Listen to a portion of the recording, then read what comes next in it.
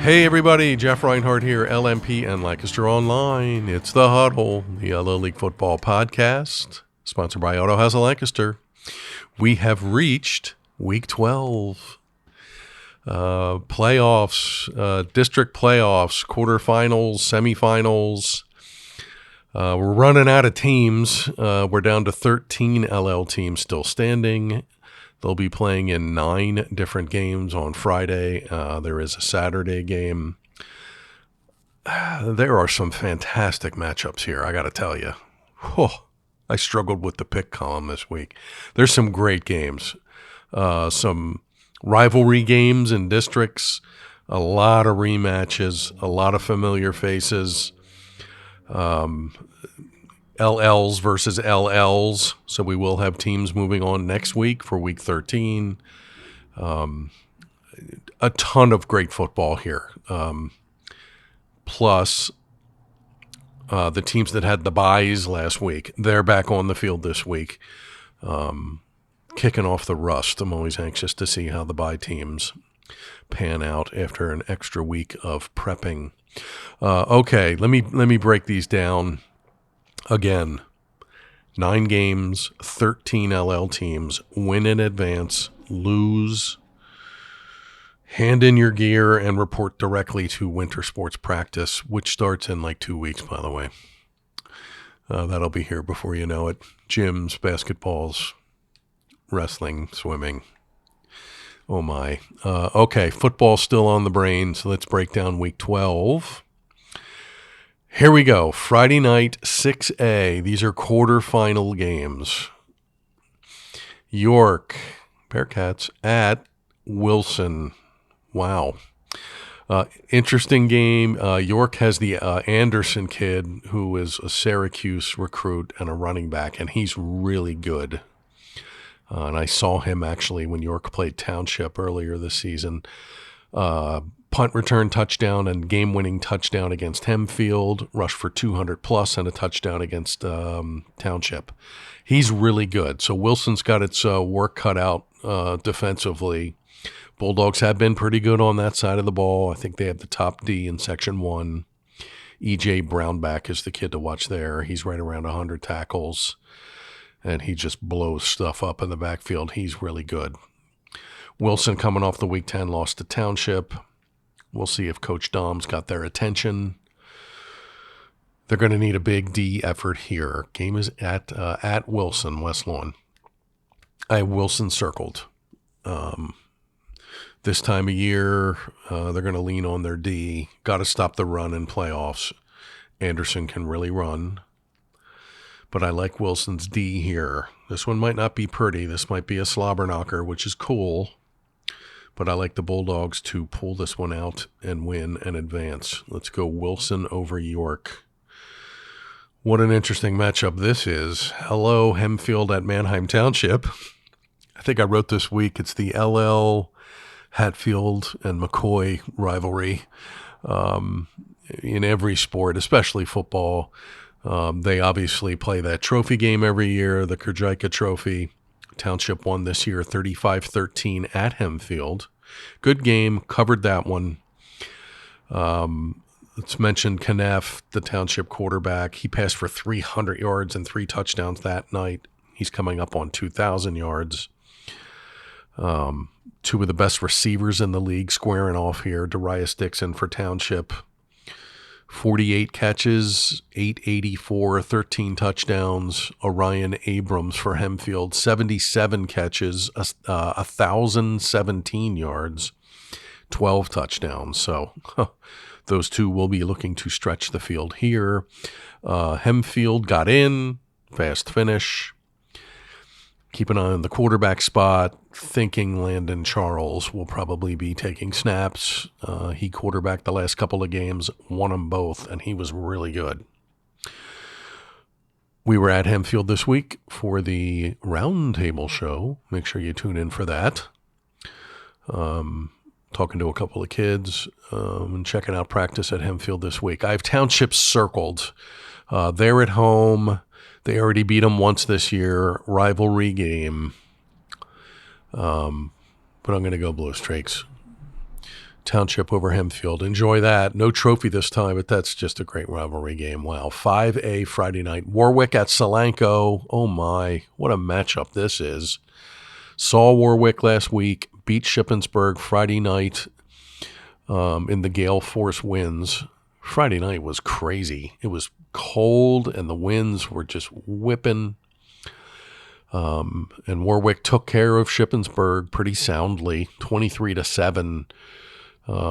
Shippensburg had one big run. Kid ripped off like a 48-yard run all the way down to the 1. Take away that play, and Warwick pretty much bottled up Ship. So Warwick's been really good. Lost the first meeting to Solanco, 35-7. They got to go back to Quarryville for the rematch. Solanco, the 4 seed, had a bye. Chris Burgos Weiss needs 100 and it's not much. It's just over 100 something yards for 1,000, which would give them 2 1,000-yard backs. Johnny Garcia's at 1,300 plus.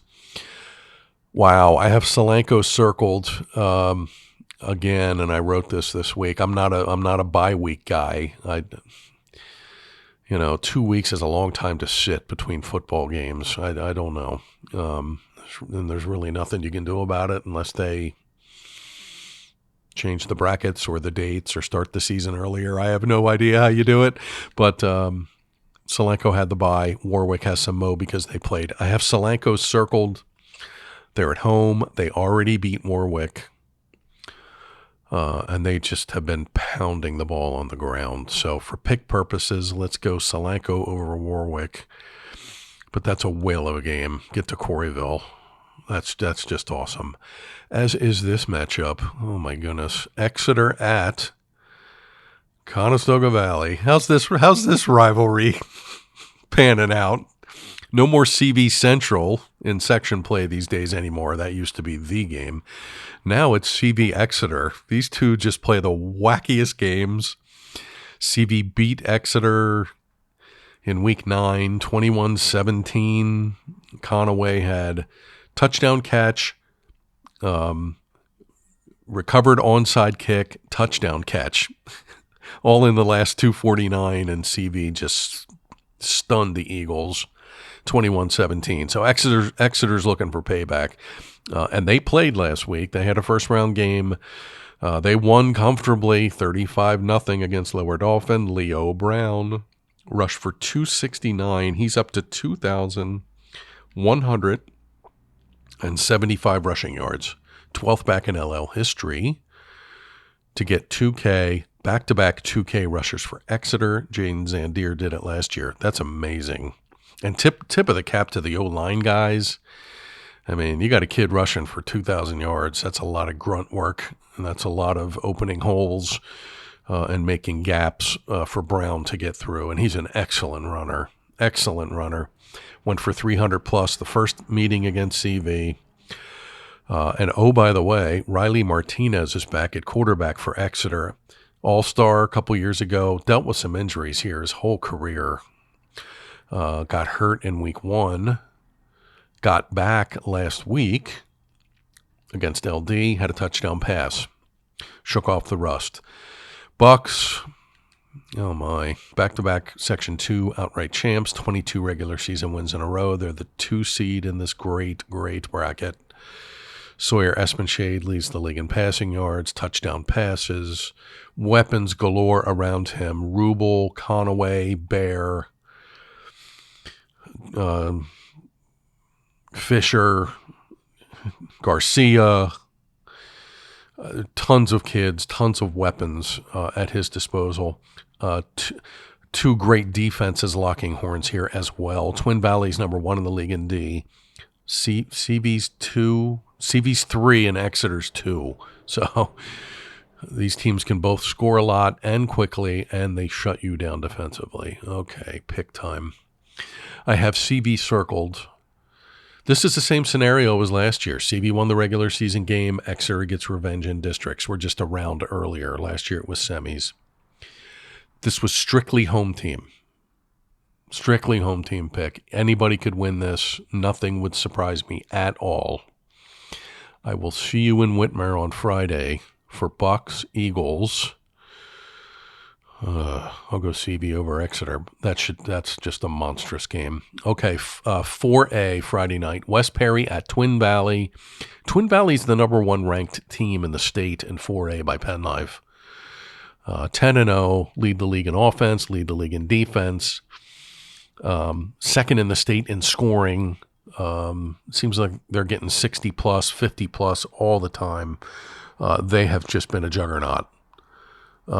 Fantastic opening clip here for the Section 4 champs. Twin Valley's been great. West Perry, come on down. You get the first crack at TV in the postseason. I think I read West Perry had a QB injury, and they're playing a 9th grader behind center. Keep that in mind. Yoder's a kid to watch, 1,200-yard rusher. So Twin Valley's going to have to run stuff in this one. I got the Raiders circled. There's just no way I'm picking against them. Get through here, and then the bracket gets a little trickier. But I love Twin Valley at home in their opener. Let's go Raiders over Mustangs. Elko at Susquehanna Township. Elko, good on those guys. Got in, won 2 games down the stretch, made districts. Go to Fawn Grove and beat Kennerdale last week, 28-21. Ellis Gensimer had a big game, rushed for 170 and a couple of touchdowns. Elko attempted 0 passes last week against Kennerdale, none. 46 plays from scrimmage, all runs. You see that every now and again. Cocalico's done that a bunch over the years. Solanco occasionally. And it was so windy last week, it was kind of hard to chuck the rock around. So Elko stuck it on the ground and won. Their reward, a trip to Harrisburg to take on Hannah. They're 10-0. They're number 4 in the state in 4A. Torrin Evans, quarterback, lefty, really good. 2,200 yards passing, 30 touchdowns.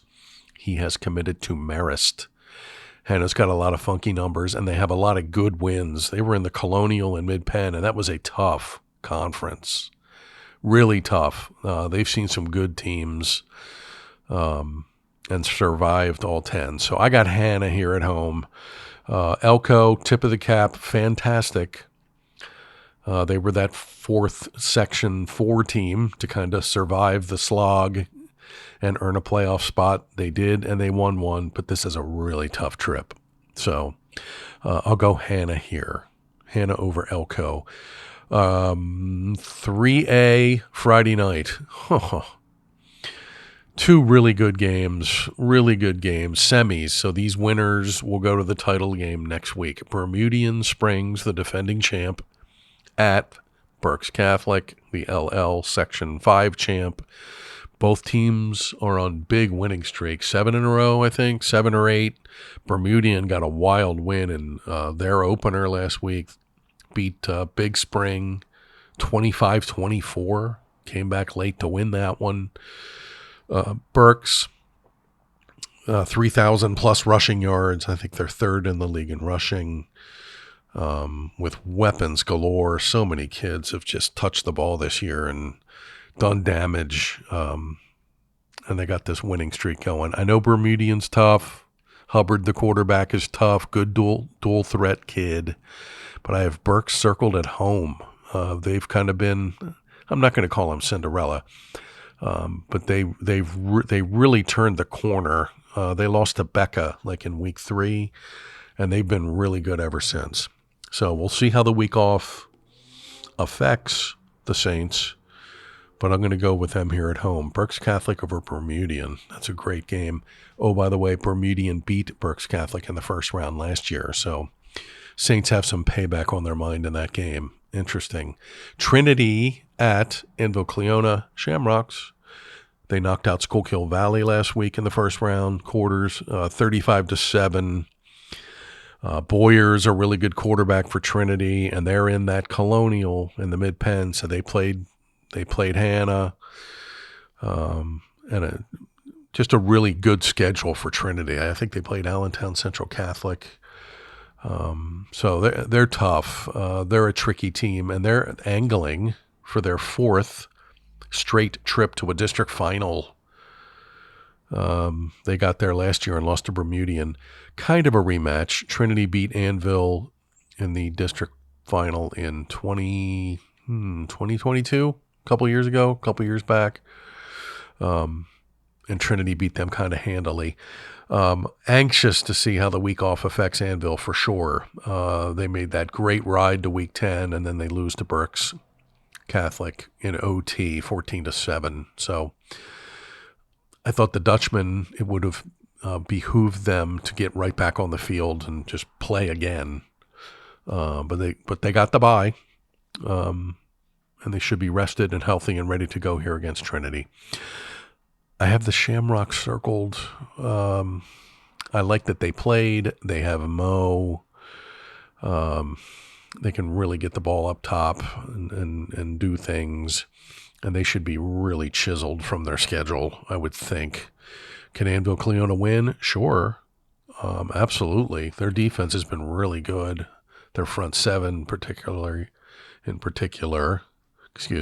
have been really good. Hudson Sellers is just having an unbelievable season, and Spiess and Ginting, those guys have been fantastic up front, and they're going to need to be against Trinity because they can score and they can go down the field quickly. Pick purposes, I'll go Shamrocks over Dutchman, but that should be a really good game. Okay, the Saturday game, back to 4A, Saturday afternoon, LS at YO, 1 o'clock. Rematch. These two just played in week 10 at LS. YO won pretty handily, 46-7. They rushed for 475 yards. Kaboom. That's a lot. Rematch of last year's championship game, if you recall, over at Warwick on a chilly night. LS survived YO. Caleb House made that ridiculous 4th and 13 miracle play. LS gets a field goal to win it after blocking a field goal to stay alive. Amazing game. So LS needs to win here to stay in line to repeat. But it's a tall test, and it's at YO. And I know LS won at YO last year in the regular season, but I have the Spartans circled again. They just played, and YO played great at LS. So I kind of like their mojo here. Can LS win? Asher Jones is going to have a big game, and they're going to have to do a lot of things right and shut down YO's running game, which they were not able to do in week 10. So I'll go Spartans here for pick purposes on Saturday. YO over LS. Okay, week 12 picks. Winners.